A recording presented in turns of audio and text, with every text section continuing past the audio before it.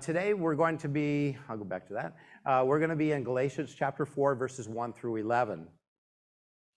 And as you probably know, those of you who have been following closely the Galatians study, that's a lot of verses, considering how deep we tend to go with this. So I'll do the best that I can. I want to start with something interesting here. We need a name here. Oliver, right. So please, sir, may I have more context? That's a little twist on what he said. So Oliver Twist, yeah. So I know, terrible puns. But the puns have started already. Okay, so but context is so important, and it's going to be so important this morning as we look at this portion of Galatians. And just to kind of give you a little bit of a, get your brain going in this direction. And as far as context, what is this? What does this look like? Bamboo, right? And give me a guess of how tall you think it is. Wow, 20, 30 feet. Wow, that's pretty good. So we need a little context here. The man down there below, if you can tell that's a man, yeah, this is over 100 feet. But you would never know that by looking at the first one unless you have context. All right, so this looks like a lamppost, right? And it's pretty tall. That lamppost, how tall is it? Okay, a lamppost, no, it's not a lamppost. This camera got under a dandelion. And the sun happened to be shining a certain way, and it created a halo there. And so it, made it look like something very different. But, again, context, and we can, now you can see it, right? If you didn't see it before, you can see it's a dandelion. And it's, probably 6 inches tall or so. All right, now this one I don't know if you can see. This is literally a person's middle finger, or ring finger, middle finger? I guess middle finger. It's bleeding. And what color is it? It looks green? Yeah, Jana's close enough that she can tell you that it's green. Okay, and it's not trick photography either. Oh, is it the ring finger? Okay. No, okay. Not important to the story. The important thing is that it's green blood, okay? And it's not trick photography. There's nothing that's been done to the blood. So how is that possible? And it's not an alien. The photo has not been doctored. But the picture was taken more than 30 feet down in below surface, in water. And red light, red light cannot penetrate that far down in water, and so it literally appears green. To your eye, that's what your eye processes, it's green. So again, context. Now, question, is it really green blood? I know, this is a philosophical question, right? We could argue this all day. All right. So, the title that we're giving this morning is Sons of God in Yeshua. This is a term, actually it came up 2 weeks ago when Rob was giving the study, and his portion, Paul made the point of telling the non-Jewish God-fearers that they were sons of God. And we'll see what the context is for that. And then below that it says, don't be enslaved again to the elements. To the what? To the elements or the elementals or the elementary principles or the elementary powers. We're going to find out that we don't really know for sure how to translate that. We might be able to get an idea of the context that Paul is using. That's all we have to go by, really, is, how is Paul using that in context? So, some of you already know that that's part of the passage that we're going to be looking at. Now, I don't know why that says Galatians 3:10 through 14. I do, and here's my disclaimer. Carol and I came into town back from Nevada last night at 12, midnight, okay? I had not started on the PowerPoint. So, at poor Bonnie, who compiles all of the PowerPoint into one file for the service, 8:30, did I get it to you this morning? Well, you saw it at 9. I was in the shower at 9, right? So anyway, the disclaimer is there's going to be mistakes, okay? And that's one of them. Okay, so that was the title. Now, just to give you a brief outline of what we're going to be looking at here today, or how we're going to approach this. First, we're going to do a quick reading of the portion with very little context. So at least you'll get a feel for the portion, but we're going to have to go in verse by verse a little bit later. So after that, we're going to review the context of Galatians and discuss the background information that we need to understand the portion. And there is a lot, and what did you say? We'll be here for a week? Okay, yeah, because Carol and I have talked about this a lot. So, and then after we've gone through some background information, we're going to reread the passage verse by verse. And we're going to look at it, as it says, through the lens of a first century sage, in particular, Rav Shaul, who is building, and this is part of his purpose here for Galatians, and I would say many other epistles as well.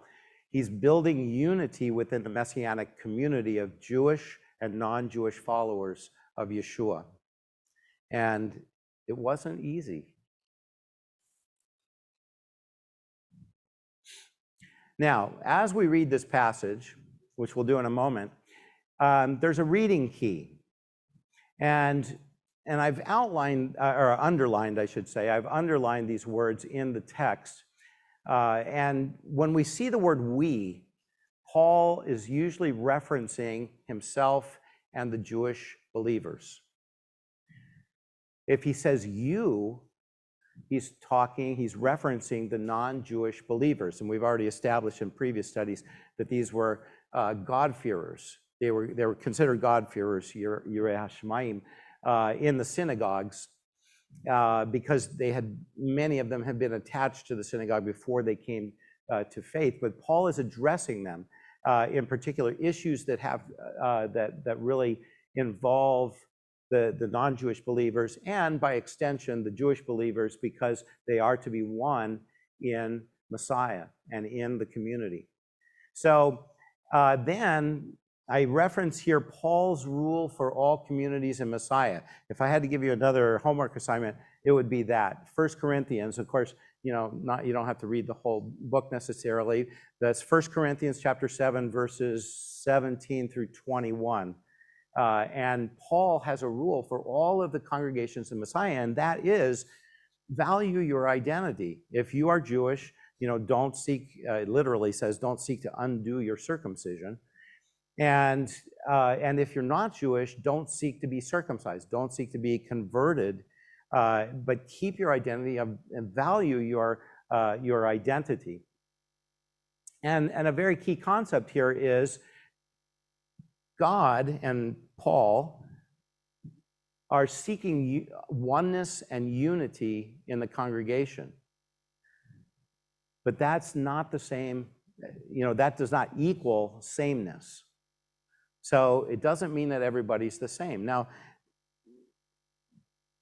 we have Jewish people here, we have non-Jewish people in the congregation here, but we also have people from different nationalities and ethnic groups here too as well. So how many of you were not born in the United States? Quite a few. And some of you who aren't raising your hand. How many of you, well, you don't have to raise your hand, but how many do you know in this congregation whose parents weren't born in this country. So in other words, you come from various countries, you come from various ethnic backgrounds, and that's valued. And you're to value that heritage and not seek to undo that, not seek to convert or become Jewish, just to be more accepted by God. And that was part of the issue here with the believers in Galatia, in the province of Galatia. And in I believe it was the previous portion. What was it, yours, Rob? The last portion, neither Jew nor Greek? Right. So in chapter 3, towards the end, Paul made the point, there's neither Jew nor Greek, there's neither slave nor free, and then he says neither male nor female. So from that, we have to recognize that there is a unity. There's to be a unity between Jew and non-Jew or Greek, but doesn't imply sameness. Unless we want to say, like so many today, that there's no difference between male and female. But Paul understood that there is a difference, but there's a oneness, and we're all accepted by Messiah. Those of us who have received Messiah, His Spirit is dwelling within us. There's a oneness there. There's a oneness between us. And this is something, it may be obvious to us, but it wasn't so obvious to the early believers.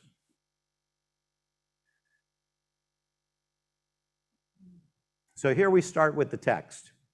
I mean that the heir, as long as he is a child, is no different from a servant or a slave, though he is the owner of everything. Now, first of all, we should note that Paul is starting with a metaphor, or really he's kind of building on a metaphor that was begun in chapter 3. An heir, as long as he is a child, is no different from a slave. In what respect? Though he is the owner of everything, but he is under guardians and managers until the date set by his father. In other words, when he's ready and equipped to take care of property and inheritance. In verse 3, in the same way, we also, and he's using the term we. So here he's being either inclusive of everyone or the Jewish people in particular, but we'll see that he addresses both. In the same way, we also, when we were children, were enslaved to the elementary principles or powers, stoicheia. What? Stoicheia, that's what I said. So that's the Greek term there, and that's the term, by the way, and I inserted that in quite a few places because that's the term that scholars cannot agree on, and not only not agree on, but most scholars just have to kind of speculate based on context what Paul is talking about, and he uses this in the epistle to the Colossians as well, perhaps in a different context. But in the same way, we also, when we were children, were enslaved to the elementary principles or powers of the world. And I'm making a suggestion as to what he's referring to there. But when the fullness of time had come, God sent forth his Son, born of a woman, born under the, most translations will say born under the law, but I'll say born under the Torah. In other words, Messiah was Jewish. That's what the point that Paul's making there by using that term, to redeem those who are under the law. Okay, so clearly here he's talking about Jewish people because that's how he uses the term under the law, because it really means under the Torah covenant. It's not just the mitzvot he's talking about the Torah covenant. So Messiah, who was born under the Torah covenant, within the Torah covenant, he came to redeem those who were under the Torah covenant. In other words, he's saying he came as a Jewish Messiah to redeem Jewish people.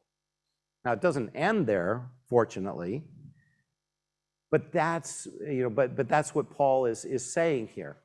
So that we may receive full adoption. Now notice that Paul is now using the term we because he's identifying himself, self-identifying correctly as a Jewish person.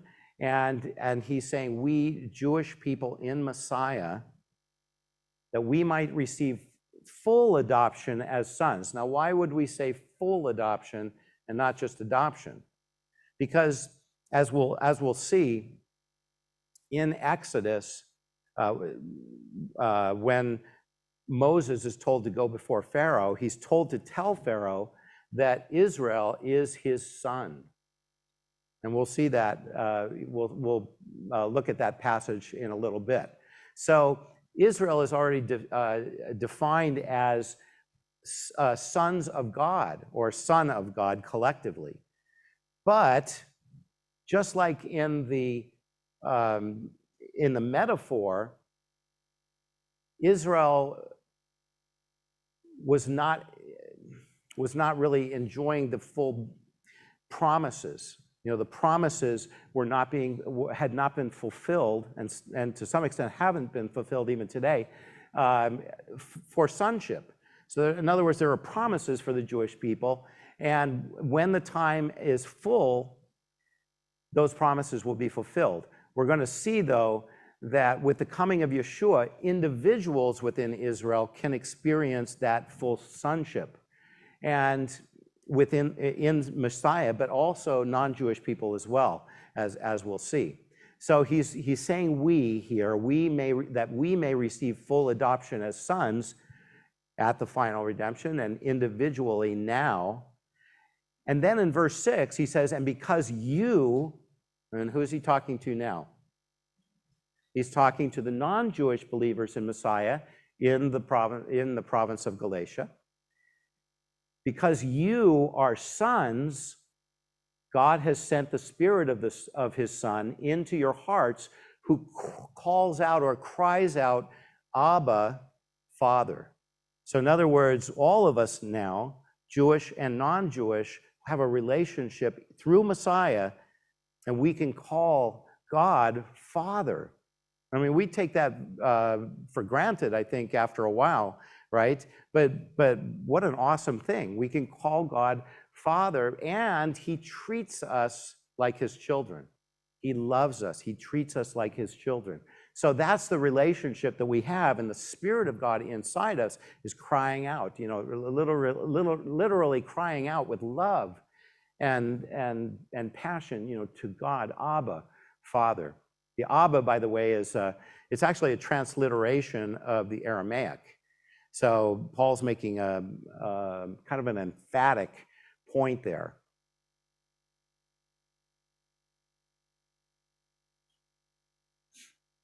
So in verse 7, and again, you, so who is he addressing there?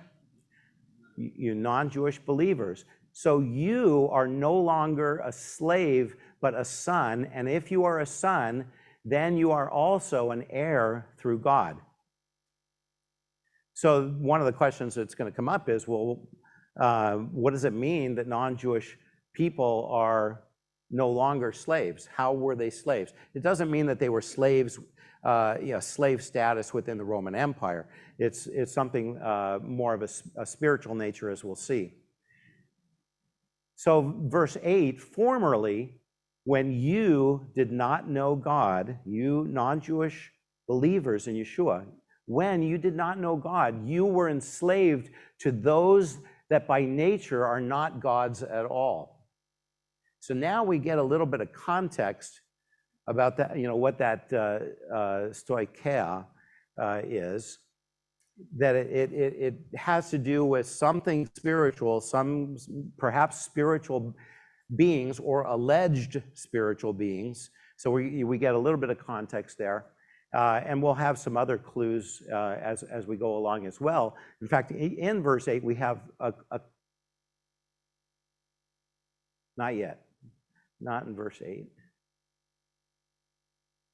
But now that you have come to know God, or rather to be known by God, how can you turn back again to the weak and worthless elementary principles, that's the stoicheia, of the world?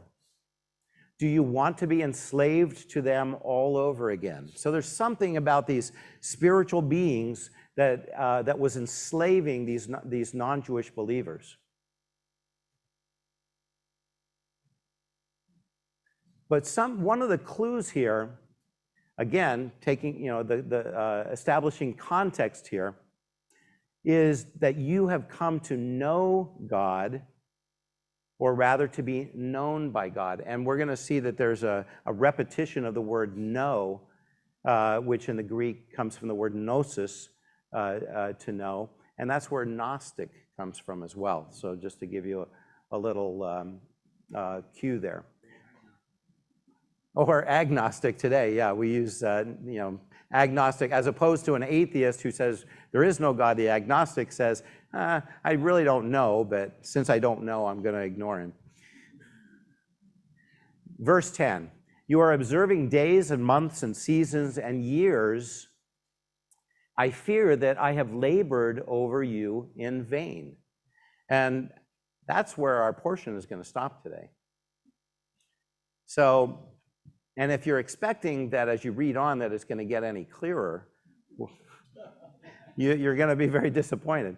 Not with our next speaker, but we have to dig in and we have to look at the context to really understand what Paul is addressing here.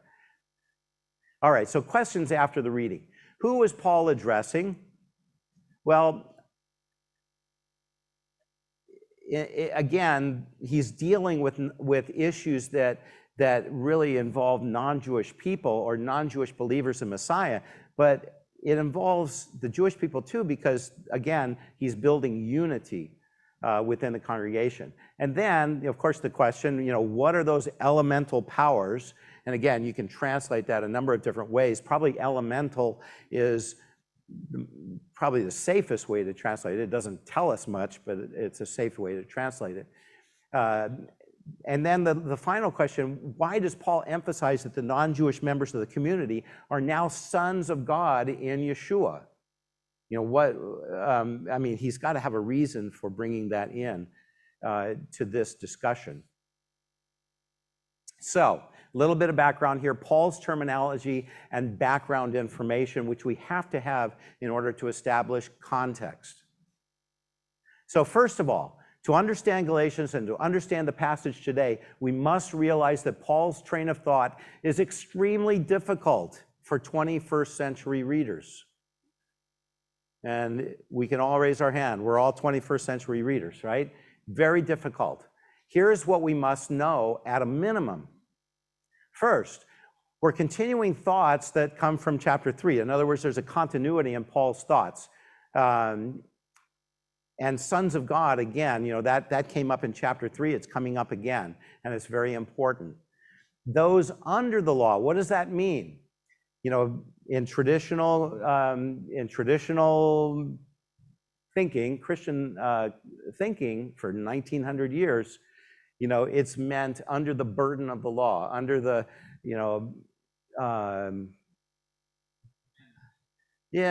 under the commandments, under the, but it's a burden. It's seen as a burden.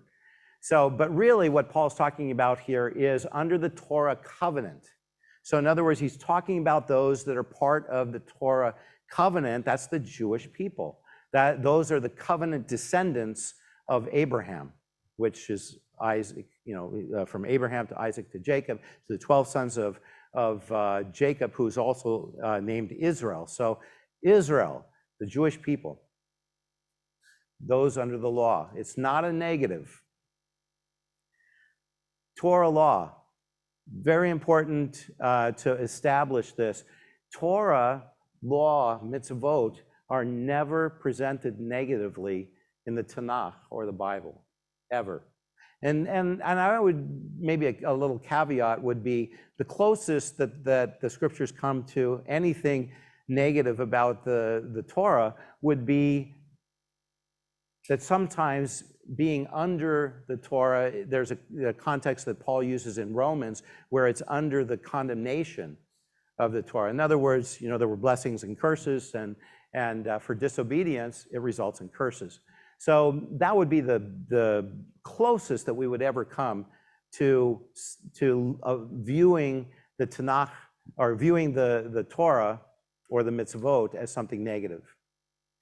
And just some examples here, the Psalm of David, Psalm 119, verse 97, oh, how I love your Torah. It is my meditation all day. So the psalmists express their love for the Torah. Same Psalm, verse 47, I delight in your mitzvot, which I love. So that's the approach that the scriptures take towards God's Torah, which means teachings and instructions as well. As well as law and the mitzvot, it's always positive. It's not possible to be otherwise. That's important when we're interpreting what Paul says. So Paul recognizes both the distinction and the unity of Jewish and non-Jewish members of the Galatian community. I say communities because Galatia was a province of Yeshua. So the communities of Yeshua, there's oneness and unity in the communities, but it does not equal sameness. And again, that was part of your homework assignment, 1 Corinthians chapter 7, verses 17 through 21. That's Paul's rule for all of the congregations. He states it that way. It's my rule for all of the congregations in Messiah, and it's the most neglected rule in the scriptures for 1900 years. Neither Jew nor Greek, male nor female, we've talked about that. And also, as part of the background information, is the gospel, the good news, the Besorah. Besorah is the Hebrew for that, good news. Revealed to Abraham, because earlier in Galatians, Paul says that the gospel was revealed to Abraham. And we've mentioned this before. You have to go back to Genesis chapter 12, where you see that the good news in its fullness really involves God's redemption for all of the nations and Israel. Probably reverse that order. So, and in that redemption, Israel will be a blessing to the nations, and the nations will bless themselves in Israel, and those who bless Israel will be blessed. That's all spelled out to Abraham in those promises. And what? Right, yeah. I was trying to keep things positive, but yeah, those who curse Israel will be cursed. All right, strong motivation. This is another important part, the background for Galatians. Strong motivation for God-fearers to convert or comply. What do I mean by comply?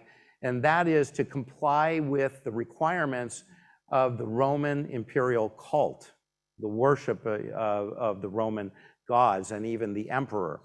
So there was kind of a choice, at least that's the way they saw it. There's a choice. We either have to convert in order not to be required to participate in the Roman imperial cult, or maybe we need to comply a little bit, and just pay, maybe nominally, we'll pay some attention to the Roman gods and the requirements that are put upon us.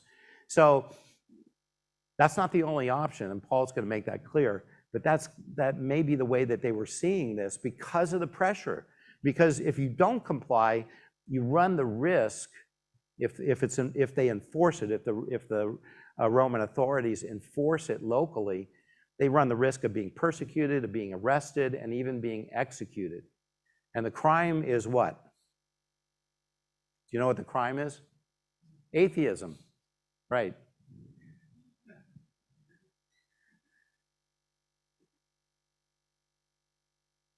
So, again, part of the terminology here and the background, non-Jewish identity in Messiah,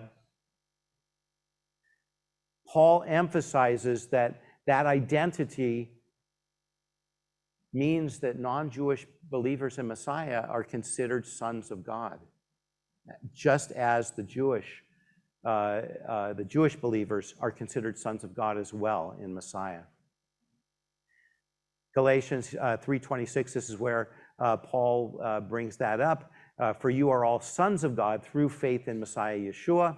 Exodus 4:22, this is the passage where Israel is declared by God my firstborn son. And so there's a sonship that's assigned to the Jewish people, but, and this is something the Jewish people, observant Jewish people have recognized throughout the centuries to this very day, that the promises have not been fulfilled yet, and that they won't be fulfilled until the coming of Messiah. And that's why daily, 3 times a day, in the daily Amidah, separate from the Shabbat Amidah, in the daily Amidah, there's prayers for the restoration of Israel, prayers for the restoration of the Davidic kingdom, prayers for the restoration of Jerusalem and Israel as a whole, the regathering of Jewish people to the land. There's prayers for the coming of Messiah. All of these things are part of the daily prayers within Judaism, because we all recognize that those promises have yet to be fulfilled. And so even though we have the status of firstborn son, we haven't enjoyed all of the promises that come along with that. And so the term that the Jewish community uses is final redemption. We look forward to final redemption, and it comes with the Messiah. It doesn't come until the Messiah comes. We know that Messiah is Yeshua. Jewish and non-Jewish believers in Messiah experience the privilege of full sonship. So in other words, individually, because Messiah has paid the price for all of this, when we receive the Messiah, then we experience full sonship through Messiah. And this is another important passage to remember, and that's Zechariah 14:9, and it's the only other place besides Deuteronomy 6:4 where God is described as Echad, Adonai Echad, and the context there is that God is one God. He will be the singular God for all of the nations. And so there will come a time when all of the nations will turn to the Lord, and a little bit before that, I believe it's in verse 7 and 8, he talks about the fact that all of those who are left of all of the nations who came against Israel, that are left, that they will acknowledge God, and they will not only receive him, but they'll go up at least annually. Representatives from all of the nations will go up to Jerusalem for Sukkot, for the Feast of Tabernacles. So that's that Zechariah passage there. Galatians 2:7, so we're going backwards a little bit more. I had been in, and this is important for our context as well, because Paul is the apostle to the Gentiles, to the non-Jewish world. When I say Gentiles, literally nations, right? So he is the apostle responsible for proclaiming Messiah to the nations, but also dealing with the issues that come up, in bringing the nations into that faith and into oneness with other Jewish believers in Messiah. So here he says, I had been entrusted with the task of proclaiming the gospel to the Gentiles, just as Peter had been to the Jews. Paul, again, he deals with the issues relevant to non-Jewish people and that oneness that needs to take place between all of us. So, this is how I conclude the background information. Amazingly, the Galatians had the background to understand Paul and were expected to understand this epistle in a public reading. So here we spend all of this time, digging in verse by verse and providing all this background information. The believers in Galatia, they had that background information and they had the context. So they understood the context that Paul was talking in as well. And you can imagine, they get this letter from Paul and everybody gathers together, somebody reads it, and people understood it. Now, it doesn't mean they didn't dig into it later, but they understood it.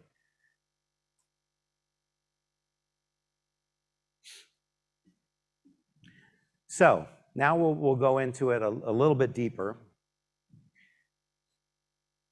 Back to verse 1, chapter 4, verse 1. And again, this is the metaphor that Paul is using for all of this, that there's a time in a child's life, presumably in a wealthy family, where the child is going to have an inheritance. But the child isn't given that inheritance until the time set by his father. So, I mean that the heir, as long as he is a child, is no different from a servant or a slave. In what respect? In the respect that he doesn't have control over any property. That's what he means by that. So it's not a negative. He's not using this as a negative. But he says, though he is the owner of everything, he has control over nothing as a child.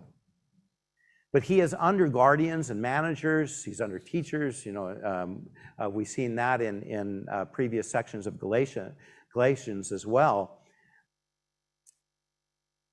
He's under guardians and managers until the date set by his father, when he is ready and equipped. So down at the last bullet item there, Paul will compare this to the coming of age through Messiah and the coming of age for the Jewish people's final redemption. So we'll see that there's an immediate application in terms of our individual relationship with Messiah, but it also refers to that final redemption of Israel as well, when Messiah comes to fulfill that. So verse 3, in the same way, we also, when we were children, were enslaved to the elementary principles or powers, stoicheia, of the world. So possibly, one way to look at this would be the Jewish people, because he's talking about we, the Jewish people. Who were we enslaved to? Well, we were enslaved to the Egyptians, correct? And then we were redeemed from Egypt. But then later on, there was the exile. And we'll look at some of the passages there dealing with warnings that there would be exile of the Jewish people if there was disobedience. And so in Jewish history, since the exile, there has been a type of enslavement, even in the time of Yeshua, because in the time of Yeshua, Israel was under Roman rule. So the exile was still in place even in the time of Yeshua, and then of course it got even worse with the destruction of the temple, and then even worse with the Bar Kokhba revolt in the 2nd century. But there hasn't been relief from the exile. There's been enslavement to foreign powers since the exile that was several hundred years before the time of Yeshua. Kind of. That's why the Jewish community refers to it as the first sproutings of our redemption.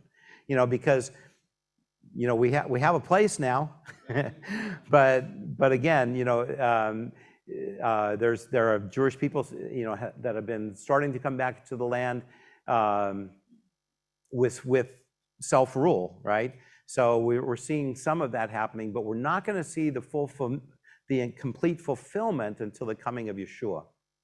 So again, the question about the elementary principles or powers or the elementals, stoicheia, that's very much in question here. So used in the context, powers that have enslaved the Jewish people in one way and the non-Jewish people in a different way. So that's the thing about this word, is that it has to be applied in context. It can be applied in different contexts, and we'll see that a little bit as we go. We'll go into more detail about that word and how it's used. But in verse 4, but when the fullness of the time had come, God sent forth his son, born of a woman, born under the Torah. In other words, Messiah is Jewish, to redeem those who are under the law, not in a negative context, but born into the Torah covenant, the Jewish people, so that we may receive full adoption as sons. And again, that will take place at final redemption. But Jewish people, as Jewish people come to Messiah, there's an individual sonship really that develops through the Spirit of God as well. So Paul uses that in those two different ways. So verse 6, the next verse, is going to focus on non-Jewish sonship. So far, just the Jewish sonship. Faith in Messiah means full sonship, ready, in other words, ready to inherit, and individual enjoyment of a father-child relationship with God. And when Yeshua comes again, final redemption will mean full sonship for all Israel, but also for all of the nations who are left who came against Israel. Now in verse 6 of Galatians, and because you, he's using the word you, so now he's addressing the non-Jewish people again, you are sons of God. You are sons. God has sent the Spirit of his Son into our hearts, and who calls Abba, Father. Again, we're referencing Zechariah 14:9, that, and this is one of hundreds of passages that reference the nations basically being redeemed, but they're blessed through Israel. They're blessed through blessing Israel. And then previously, Israel was declared a firstborn son, and that's in Exodus chapter 4, which we saw. And then, that reference to 1 John chapter 3, verse 1, behold, what manner of love the Father has bestowed upon us, that we would be called the sons or the children of God. In other words, he's declaring his love for us. Just as a father or a mother would have love for their child, that's the love that God has for us. And that's the relationship that God wants with us as well. So you, non-Jewish believers in Yeshua, are no longer a slave. And I'm going to suggest here, just to throw it out there, either to idols, previously worshipped idols, or Gnostic powers as well. We'll see what that means in a bit. But a son, and if you are a son, then you are also an heir through God. The promises and gospel given to Abraham, blessed by and in the seed of Abraham. So that's the promise. That's the good news given to Abraham for the nations and for his descendants as well, to be blessed, kind of a covenant of mutual blessing. Formerly, when you did not know God, you were enslaved to those that by nature are not gods at all. So again, that's our clue that we're talking about something spiritual here. False gods, or perhaps angels, alleged angelic beings of Gnosticism. So let's go ahead. He's making the case that both Jewish people have been enslaved in one way, non-Jewish people have been enslaved in a different way. Don't be enslaved again by the elementals. That's our word in question. Elementals, the NET, New English Translation, translates it as elemental philosophies or beings. Either of those, could have some validity. Elementary or rudimentary powers, or so-called beings. So, what has been the traditional Christian explanation for 1900 years? It's rather unfortunate. Paul, this is the explanation that probably you've heard and is even taught to this day. Paul was reprimanding the Galatians for falling back into the bondage to the Torah. Remember, nothing negative about the Torah, bondage to the Torah. Following the days, months, seasons, and years In other words, that's the Jewish biblical calendar of holidays and observances commanded by God. So he's saying not to go, according to this scenario, he's telling the non-Jewish believers in Yeshua, don't go back into bondage to the Torah, by observing the days, months, seasons, and years. The Jewish biblical calendar of holidays and observances commanded by God. Yeshua came to save those who were in bondage under the law. That's the reasoning there. So there are so many reasons why that's wrong, but we won't go into all the reasons. But part of the problem with the traditional Christian explanation here is, and thank God there's so many Christian scholars and pastors today who do not adhere to that any longer. But the problem with that traditional explanation is Paul describes this stoicheia as weak and worthless. Again, that would never, ever be a description of the Torah or the mitzvot. In verse 10, Paul warns not to be enslaved by the stoicheia again. Well, he uses the term again, don't go back to being enslaved by it. If it's talking about the Torah and the mitzvot, when, the question at the bottom there is, when had non-Jewish believers ever been under the law? Well, these non-Jewish believers hadn't been. So really the argument really doesn't make sense.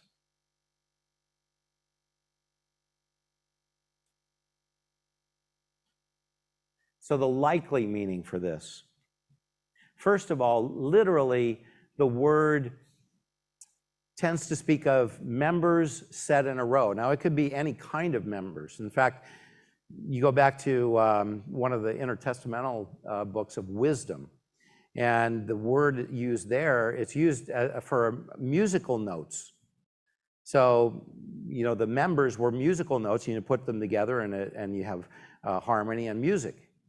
So it's used in a variety of different ways depending on the context. It can be used of armies as well, soldiers. And so you have, Paul uses this term to warn against Gnosticism, most likely. We've seen some hints about that already. The repetition of the word know or known in this portion here.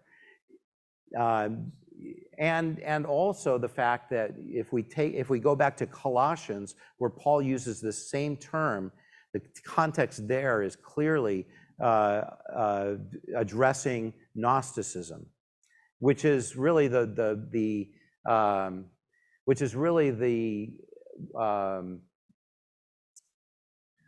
Gnosticism has to do with receiving secret knowledge from a hierarchy of angelic beings. And it can also involve, the worship of those angelic beings as well. So, and Gnosticism, it's not really a religion in and of itself. It attaches itself to religions, whether it be Christianity or even Judaism. There's, that has happened throughout time as well. So back to Galatians 1:8, but even though we, or an angel from heaven, and again, he uses that term angel, another hint here, as you go back to chapter 1, but even though we, or an angel from heaven, should preach to you a gospel contrary to that which we have preached to you, let him be accursed. And then back to chapter 4, in our portion, we have that repetition of the word know, or gnosis. So again, these are clues that we have as far as what Paul is referencing. Now, in this sense, he could be referencing both the non-Jewish believers and the Jewish believers, because again, Gnosticism can attach itself to Judaism as well. Yes. Yes, gnosis is knowledge, or to know, to be known. So, the God-fearers were being pressured to convert to Judaism in order to avoid persecution, arrest, execution by the Romans, who mandated their participation in the imperial cult worship. So the non-Jewish believers were feeling pressured to become Jewish, because if they became Jewish and they became full members of the synagogue, then the Jewish people had made an agreement over a long period of time, had made an agreement with the Romans that Rome would not require the Jewish people to participate in that cult because it was against the commandments, and you're going to have a lot of martyrs on your hand. The Romans didn't want that either, but the Jewish people promised that they would make a sacrifice and do prayers for the emperor in the temple. So that was part of the deal there. So, but the non-Jewish people, they were feeling pressured. There was a lot of pressure for them to convert, or alternatively, to nominally observe the calendar of the imperial cult while at the same time remaining a follower of Yeshua. And you may think, and I hope you think, that's impossible. How can you be a follower of Yeshua? How can you worship the God of Israel if you're also participating in idolatry? But if you come from a background of polytheism, it's not quite so big of a jump, or a leap there. It's we have a great ability to rationalize our behavior, our wrong behavior. So they may have reasoned that Israel was warned that they would serve foreign gods of their captors. So here, non-Jewish people, that they're hearing the Torah, and in the Torah there's a warning.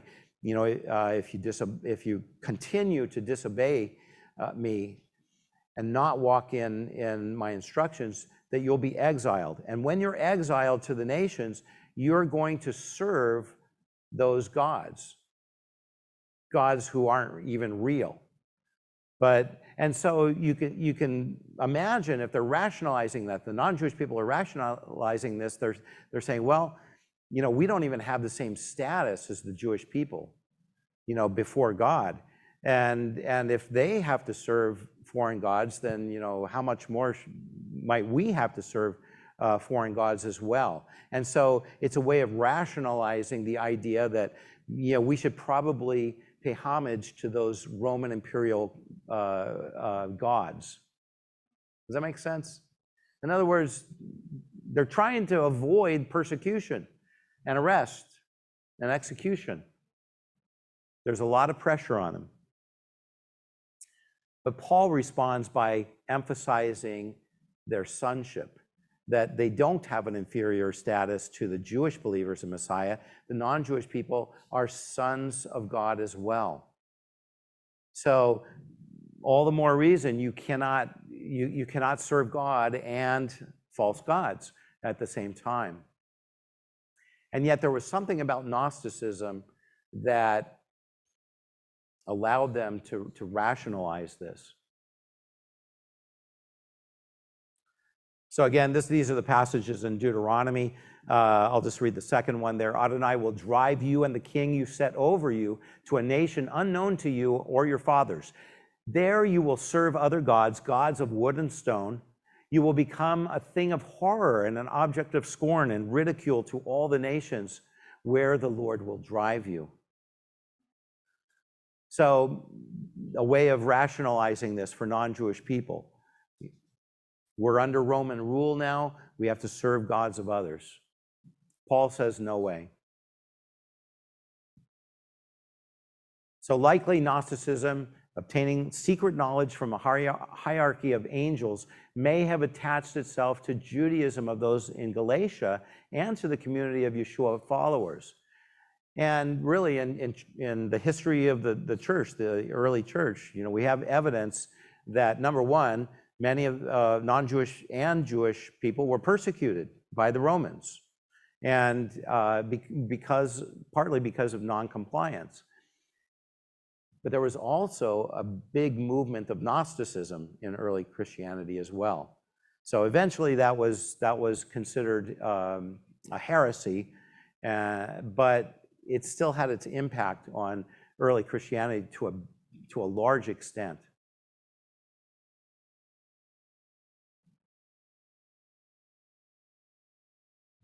Verse 9, but now that you, non-Jewish people, now that you have come to know God, or rather to be known by God, how can you turn back again to the weak and worthless elementary principles or powers of the world? Do you want to be enslaved to them all over again? Do you want to go back to idolatry? And do you want to be enslaved spiritually, especially, by your idol worship? Do you want to be enslaved by them all over again?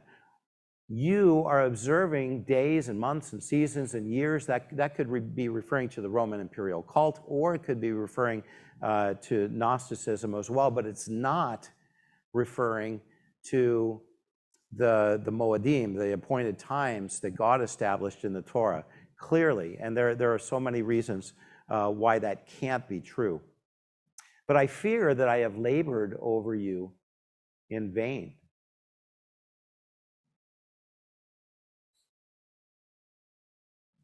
So just to recap, Paul starts with a metaphor, and it has to do with sonship. And even though a person's a son, the fulfillment of that, the fulfillment of the promises associated with being a son, doesn't come about until the fullness of time. He describes that in two ways. Both have to do with the coming of Yeshua. Now that Yeshua has come, individually, we can receive Yeshua, and we can enjoy full status and full relationship with God as sons of God, and enjoy his love for us as well. God-fearers who have turned to Yeshua are pressured to convert or nominally participate in the Roman imperial cult, and that's to protect themselves. Paul says neither of those options are acceptable. God-fearers may have rationalized their participation in the imperial cult, rationalizing through Gnostic practices while trying to remain a follower of Yeshua. And again, we see evidence for that in early church history. Paul emphasizes that non-Jewish members of Yeshua's community are equally sons of God alongside Jewish members. As sons of God, non-Jewish believers must not participate in idolatry, even if it means persecution, arrest, or execution. So Paul's taking a very hard line here. He's saying there's no compromise. And again, Yeshua said, you want to follow me, you have to take up your execution stake. Not just something you wear around your neck, but the execution stake. In other words, we have to be ready to give our lives for our faith in Yeshua. And many people did, and many people have, and many people today are still doing that. But we all have to be willing.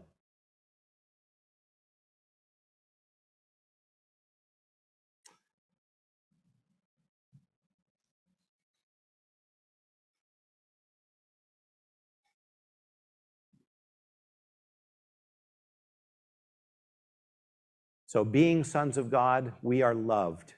We are not the same, Jewish and non-Jewish people, or even amongst non-Jewish people, many ethnic groups, many nationalities. We're not the same, but we are in unity, and we are one in Messiah. And we enjoy our differences as well. As sons, the Jewish people await the coming of Messiah to restore Israel in response to the community belief in Yeshua. When Israel cries out, Baruch haba b'shem Adonai, then we can expect that Yeshua will receive Israel, and the blessings will come.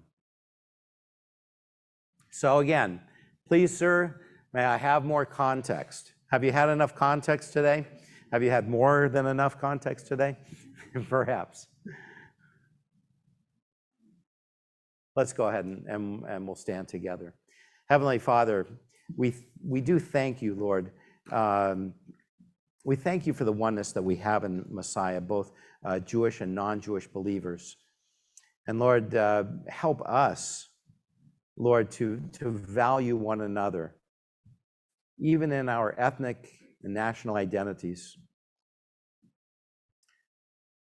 We're so thankful for the friendships that we do have. We're thankful for this oneness. But Lord, we also pray, Father, for our Jewish people that many would come to know you, and that all Israel soon and in our day would cry out, "Blessed is he who comes in the name of the Lord." And may we see the return of Yeshua and the establishment of Israel, the establishment of the Davidic kingship, and the blessings that will pour out to the nations as the nations bless themselves in your people. Thank you for the sonship that we all enjoy and the love that you have for us, that we can cry out, Father and Abba, and we love you.